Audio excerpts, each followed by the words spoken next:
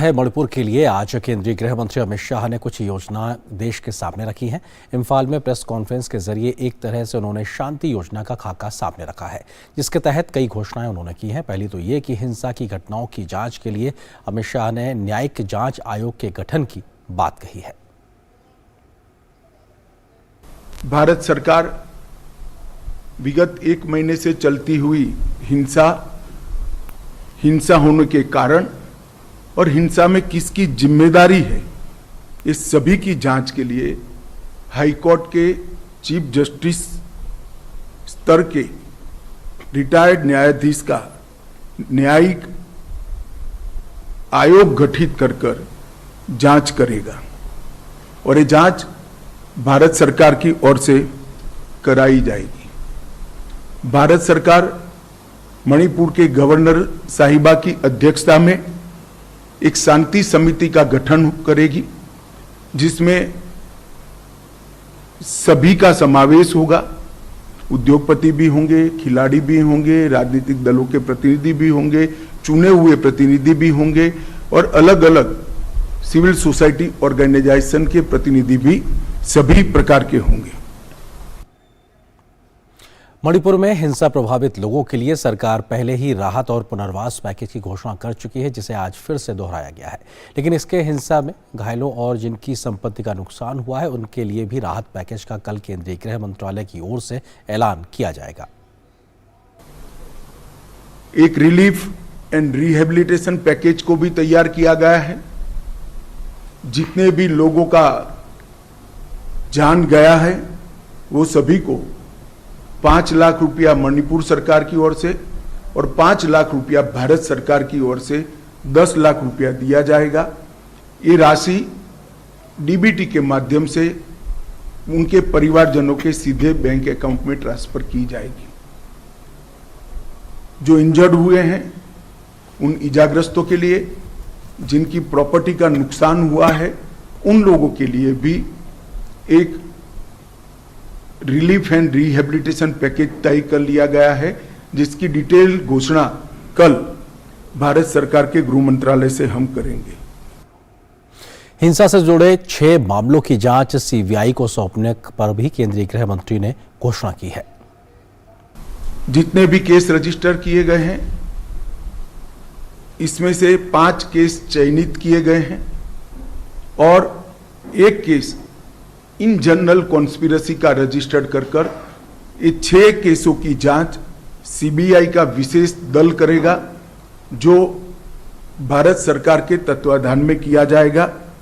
और मैं सभी मणिपुर वासियों को विश्वास दिलाना चाहता हूं, किसी भी पक्षपात और भेदभाव के बगैर हिंसा के मूल तक जाकर आने वाले समय में कभी हिंसा न हो, इस प्रकार की एक न्यूट्रल जांच और दोषियों को दंडित करने की कार्यवाही की जाएगी। गृह मंत्री अमित शाह ने कहा कि मणिपुर में सुरक्षा के लिहाज से काम कर रही एजेंसियों के बीच बेहतर सामंजस्य के लिए सीआरपीएफ के सेवानिवृत्त डीजी की अध्यक्षता में एक यूनिफाइड कमान बनाने का भी फैसला किया गया है, जो आज से ही अपना काम शुरू करेगा। मणिपुर में अभी ढेर सारी एजेंसियां सुरक्षा की दृष्टि से काम कर रही है। उनके बीच में बेहतर समन्वय के लिए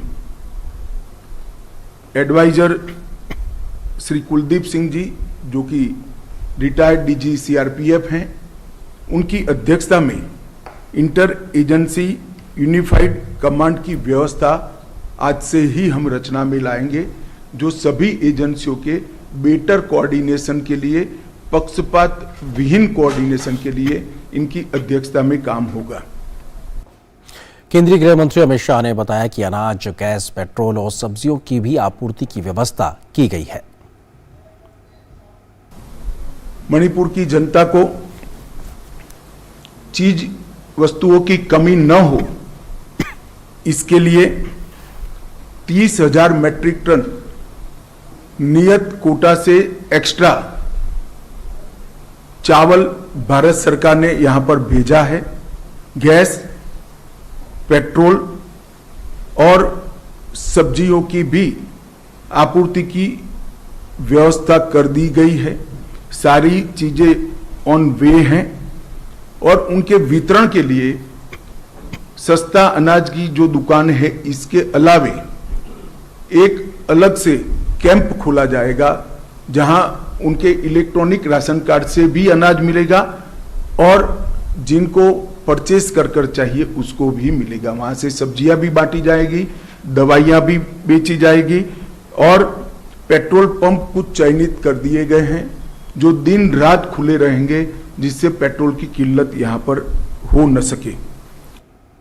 गृहमंत्री ने कहा कि कोर्ट में मणिपुर के कुछ हिस्सों से आने में लोगों को दिक्कत है, इसलिए राज्य में 3 जगहों चुराचांदपुर, मोरे और कोकली में ऐसी व्यवस्था की जा रही है जहां से लोग वर्चुअल तरीके से हाईकोर्ट की कार्रवाई में शामिल हो सकेंगे।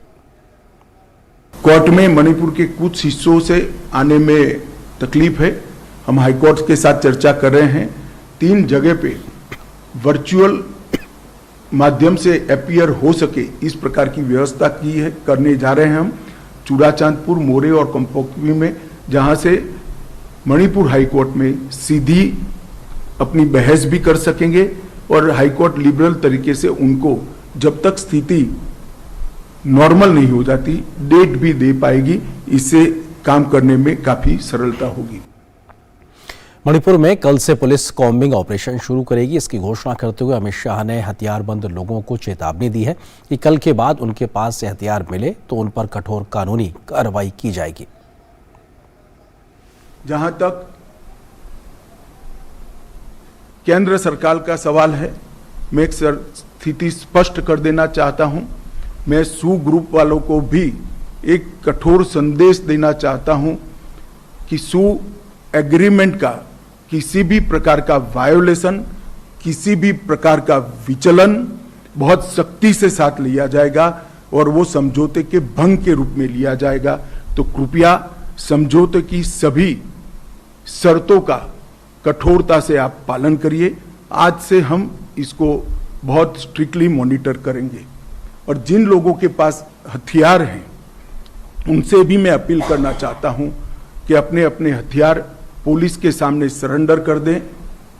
कल से पुलिस कॉम्बिंग ऑपरेशन करेगी और कॉम्बिंग ऑपरेशन करने के बाद जिनके पास से हथियार मिलेंगे उन पर कठोर न्यायिक धाराएं लगाई जाएंगी।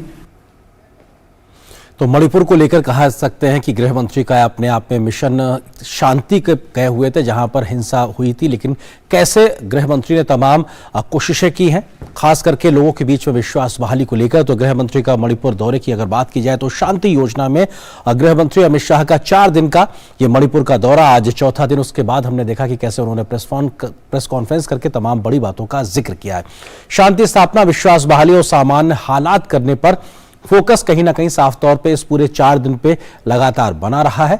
हाई कोर्ट के सेवानिवृत्त चीफ जस्टिस होंगे, वो एक तरीके से मामले की जांच करेंगे। न्यायिक जांच आयोग का जिक्र या कहा जाए घोषणा भी गृह मंत्री अमित शाह ने की है। हिंसा की जांच के लिए न्यायिक आयोग का अलग से गठन करने की बात साफ तौर से कही गई है, यानी कि जो भी दोषी होगा उसको कानून के दायरे में लाने का जिक्र गृह मंत्री के माध्यम से किया गया। 6 मामलों की अलग से सीबीआई विशेष दल जांच करेगा, जिसका जिक्र भी हमने सुना अभी गृह मंत्री ने अपने प्रेस कॉन्फ्रेंस में किया, यानी कि केंद्रीय एजेंसियां निष्पक्ष तरीके से जांच करें ताकि जो लोग दोषी हैं इस प्रकार की हिंसा के पीछे उनको कानून के दायरे में लाया जा सके। बिना किसी पक्षपात के निष्पक्ष कार्रवाई होगी। राहत पैकेज तैयार कर लिया गया है। कल इसके बारे में दिल्ली से बड़ी घोषणा होगी। गृह मंत्रालय इसकी घोषणा करता हुआ कल हमको नजर आ सकता है, जिसके बारे में विस्तार से तमाम जानकारियां गृह मंत्रालय के माध्यम से दी जाएंगी।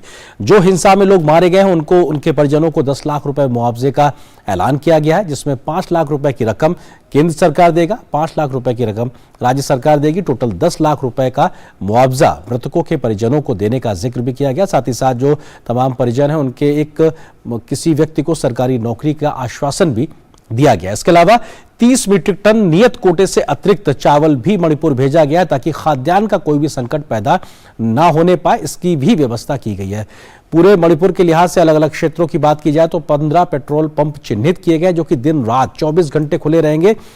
डीजल और पेट्रोल की या कहा जाए ऊर्जा जरूरतें पूरा करने के लिए किसी प्रकार की किल्लत ना होने पाए। शिक्षा विभाग के तमाम उच्च अधिकारी भी मणिपुर पहुंच गए हैं। शिक्षण कार्य सामान्य तौर से शुरू हो सके इसका भी ध्यान रखा गया है ताकि बच्चों को, अभिभावकों को, स्कूल की शिक्षण संस्थाओं को दिक्कत ना होने पाए। ये भी बहुत जल्द ही शुरू होने जा रहा है। 2 से 3 दिन में रेल सेवाओं को बहाल करने पर भी पूरी तरीके से काम होगा। इसको लेकर भी पूरा प्लान तैयार कर लिया गया है। शांति व्यवस्था बहाल होने के साथ साथ इन पर भी तेज गति से काम हो रहा है। इस बात का जिक्र भी गृह मंत्री ने किया कि लोग हथियार पुलिस को सौंप दें।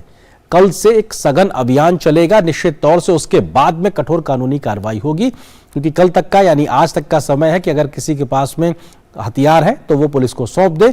कल से एक कॉम्बिंग ऑपरेशन चलेगा। साफ तौर पे हालात सामान रखने के लिए होगा शांति समिति का गठन, और यह भी अपने आप में बेहद महत्वपूर्ण कि हर समाज के वर्ग को जोड़कर शांति स्थापना के लिए काम किया जाएगा। गृह मंत्री ने स्थायी शिविरों का दौरा किया है। बीते इन 4 दिनों के लिहाज से अगर बात की जाए, साथ ही साथ गृह मंत्री ने मणिपुर के तमाम हिस्सों का भी दौरा किया है।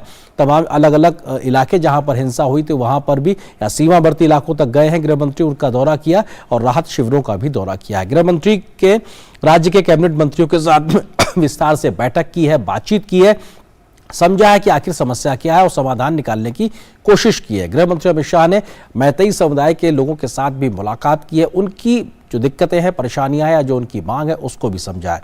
गृह मंत्री अमित शाह ने महिला संगठनों के साथ भी बातचीत की है, चर्चा की है और तमाम राजनीतिक दलों के साथ ऑल पार्टी मीटिंग भी गृह मंत्री ने की है। विस्तार से चर्चा की है और समझने की कोशिश की है कि आखिर कैसे समाधान निकल सकता है। नागरिक समुदाय संस्थान से कहा है कि अफवाहों पर ध्यान ना दे, क्योंकि ऐसे समय में अक्सर अफवाहें पनपती हैं और उसकी वजह से कुछ भी गलत होने की एक संभावना रहती है, तो इसलिए अफवाहों पर ध्यान ना दे।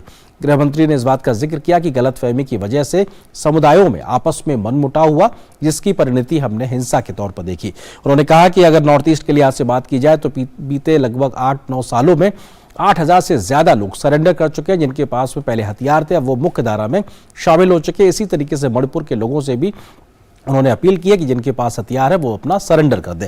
हिंसा में करीब जो अभी हाल फिलहाल हिंसा हुई उसमें लगभग 80 लोगों की जान गई है और मतभेद को मिटाने का रास्ता वार्ता और संवाद है। इस बात का जिक्र साफ तौर पर